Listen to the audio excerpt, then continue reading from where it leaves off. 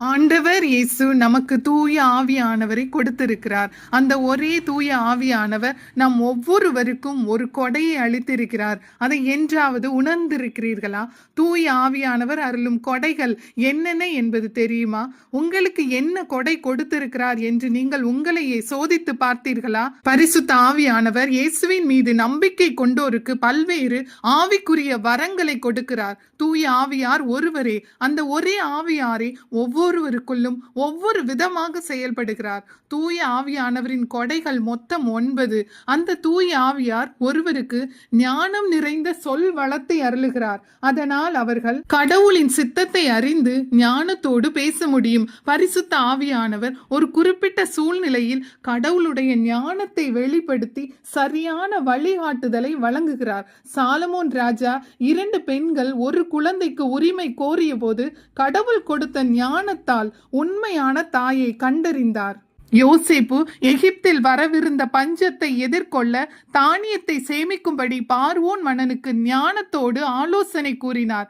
அதேபோல் ஸ்தேவானின் ஞானத்தையும் தூய ஆவி வழியாக அவர் பேசிய வார்த்தைகளையும் எதிர்த்து நிற்க யாராலும் முடியவில்லை. அத்தகைய ஞானம் நிறைந்த சொல் வளத்தை தூய ஆவியானவரே கொடுக்கிறார். அதை எவ்வாறு ஞானத்தோடு செயல்படுத்த வேண்டும் என்பதையும் கற்றுக் கொடுக்கிறார். அதே தூய ஆவியானவர் அறிவு செறிந்த சொல் வளத்தை அளிக்கிறார். இயல்பாக மனிதன் அறிய முடியாத ஒரு உண்மையை பரிசுத்த ஆவியானவர் வெளிப்படுத்துவதுதான் அறிவு செறிந்த சொல் வளம். இது படிப்பு மற்றும் அனுபவத்தின் மூலம் வருவது அல்ல.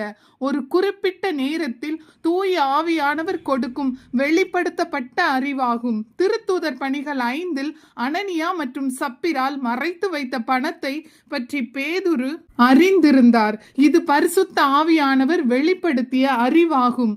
அராம் அரசனின் இரகசிய திட்டங்களை இறைவாக்கினர் எலிசா அறிந்து இஸ்ராயேல் அரசனுக்கு தெரிவித்தார். இது ஆண்டவர் வெளிப்படுத்தும் ஒரு உண்மையாகும்.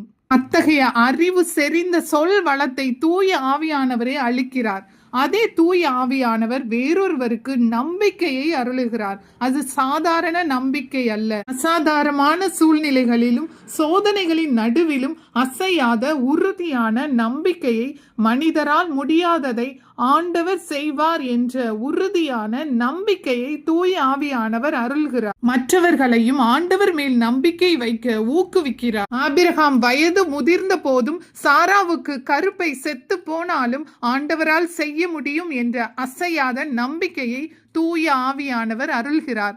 தாவீது கோலியாத்தை எதிர்கொண்ட போது ஆண்டவர் வெற்றி தருவார் என்ற உறுதியான நம்பிக்கை, தானியேல் சிங்க குகையில் இருந்த போதும் ஆண்டவரையே உறுதியாக நம்பினார். அத்தகையான உறுதியான நம்பிக்கையை அந்த தூய ஆவியானவரே அருள்கிறார்.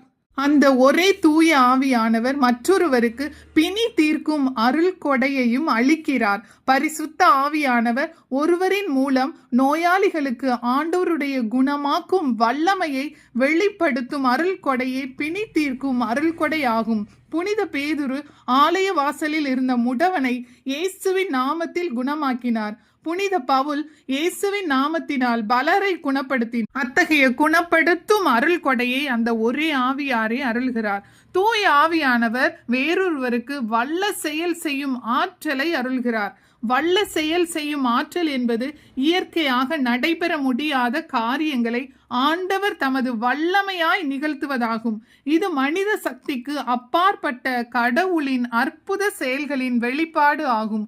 மோசே கோலை நீட்ட செங்கடல் 2ஆக பிளந்து இஸ்ராயல் மக்கள் அதன் வழியாக கடலை கடந்து சென்றனர். ஆண்டவரால் நிகழ்ந்த வல்ல செயல் இதுவே.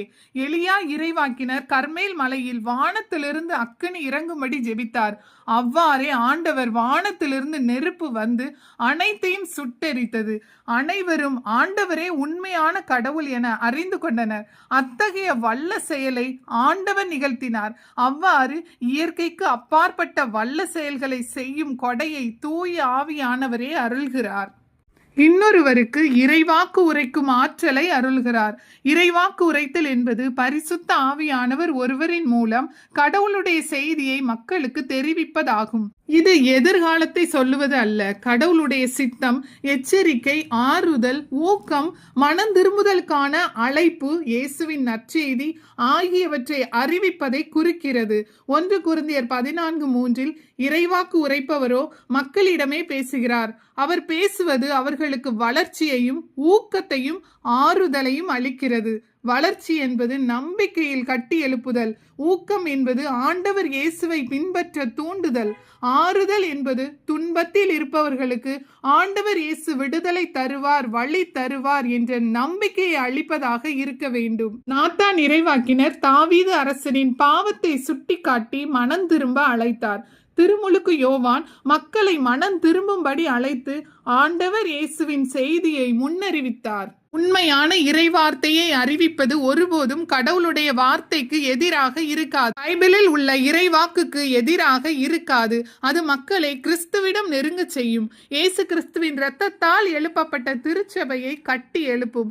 1 தெசலோனிக்கேயர் 5:20-21 இறைவாக்குகளை புறக்கணிக்க வேண்டாம், அனைத்தையும் சீர்தூக்கி பாருங்கள், நல்லதை பற்றி கொள்ளுங்கள் என்கிறார். எல்லாவற்றையும் சோதித்து பாருங்கள்.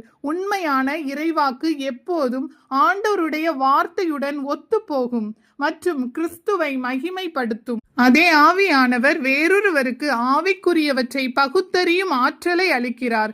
இந்த அருள் கொடை ஒரு செயல், போதனை, செய்தி அல்லது ஆவிக்குரிய வெளிப்பாடு கடவுளிடமிருந்து வருகிறதா அல்லது மனிதரிடமிருந்து வருகிறதா அல்லது தவறான ஆவியினால் வருகிறதா என்பதை பரிசுத்த ஆவியின் உதவியினால் அறிந்து கொள்ளும் திறனாகும். திருத்தூதர் பவுல் குறி சொல்லும் ஆவியை கொண்டிருந்த பெண்ணை அறிந்து அந்த ஆவியை இயேசுவின் நாமத்தினால் வெளியேறும்படி கட்டளையிட்டார்.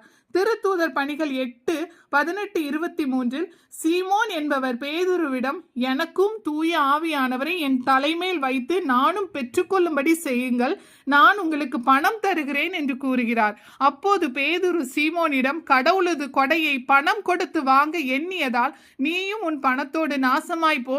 இப்போது உன் தீய ஆவியை விட்டு விட்டு மனம் திரும்பி ஆண்டவரிடம் மன்றாடு, நீ ஒருவேளை மன்னிக்கப்படலாம் என்றார். சீமோனின் இதயம் கடவுளுக்கு முன்பாக உண்மை இல்லை என்பதை உணர்ந்து கொண்டார். எனவே 1 யோவான் 4:1 அன்பார்ந்தவர்களே, தூய ஆவியின் தூண்டுதல் தமக்கு இருப்பதாக சொல்லிக் கொள்ளும் எல்லாரையுமே நம்பி விடாதீர்கள்.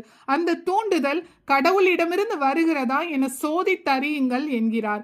பொய்யான போதனை எது, உண்மை எது, பொய்யானது எது என வேறுபடுத்த, திருச்சபையை தவறான வழி நடத்திலிருந்து பாதுகாக்க கடவுளுடைய சித்தத்தை அறிய தூய ஆவியானவர் நமக்கு தரும் பகுத்தறியும் ஆற்றலின் மூலம் உண்மையை அறிந்து ஆண்டவருடைய வழியில் நிலைத்திருக்க முடியும்.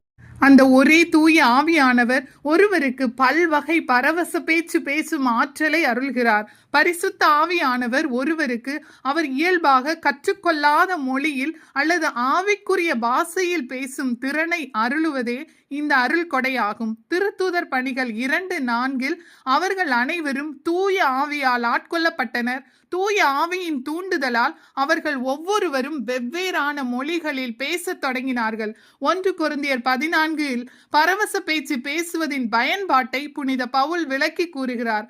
ஆண்டவரை துதிக்கவும் மகிமைப்படுத்தவும் மற்றும் தனிப்பட்ட ஜப வாழ்க்கையில் ஆவிக்குரிய வளர்ச்சிக்கு உதவுமே இவற்றை பயன்படுத்த வேண்டும். மேலும் பரவச பேச்சின் விளக்கம் கொடுக்கப்பட்டால் திருச்சபைக்கு மிகவும் பயனுள்ளதாக இருக்கும்.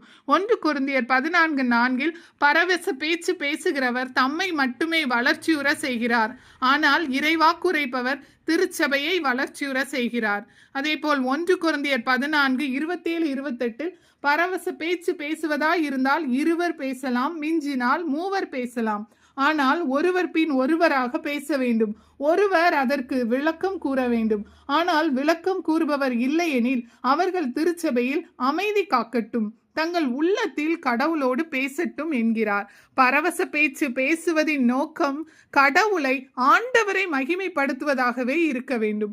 நம்பிக்கை கொண்டோரை ஆவிக்குரிய விதத்தில் கட்டி எழுப்புவதாக இருக்க வேண்டும். இது ஒழுங்காகவும் அன்புடனும் பயன்படுத்தப்பட வேண்டும். இன்னொருவருக்கு அதே தூய ஆவியானவர் பரவச பேச்சை விளக்கும் ஆற்றலை ஒருவருக்கு அருளுகிறார். பரிசுத்த ஆவியானவர் கொடுக்கும் இந்த அருள் கொடை பரவச பேச்சால் பேசப்பட்ட செய்தியின் பொருளை மற்றவர்களுக்கு புரியும் மொழியில் விளக்குவதற்கான திறனாகும். 1 கொரிந்தியர் 14:13 பரவச பேச்சு பேசுகிறவர் அதனை விளக்குவதற்கான ஆற்றலை பெற இறைவனிடம் வேண்டட்டும் என்கிறார். பாஷை பேசப்பட்டாலும் அதன் அர்த்தம் புரியாவிட்டால் சபைக்கு பயனில்லை. ஆனால் விளக்கம் கொடுக்கப்பட்டால் அனைவரும் கட்டி எழுப்பப்படுவார்கள். ஆண்டவருடைய செய்தி மக்களுக்கு தெளிவாக புரியவும் திருச்சபை கட்டி எழுப்பப்படுவதுமே இதன் நோக்கமாகும். அந்த ஒரே தூய ஆவியானவரே இந்த 9 அருள் கொடைகளிலும் செயல்படுத்துகிறார். அவரே தம் விருப்பம் போல் ஒவ்வொருவருக்கும் பகிர்ந்தளிக்கிறார். உங்களிடம் எந்த கொடை செயல்படுகிறது என்பதை கண்டுணருங்கள். இல்லையெனில் ஆண்டவரிடம் கேளுங்கள். அவர் முகம் கோணாமல் தாராளமாய் எல்லாருக்கும் கொடுப்பதில் வல்லவர். அவ்வாறே தூய ஆவியானவரின் கொடைகளை பெற்று உங்கள் ஆவிக்குரிய வாழ்க்கையில் மேலும் முன்னேறுங்கள், பயன் பெறுங்கள். ஆமேன்.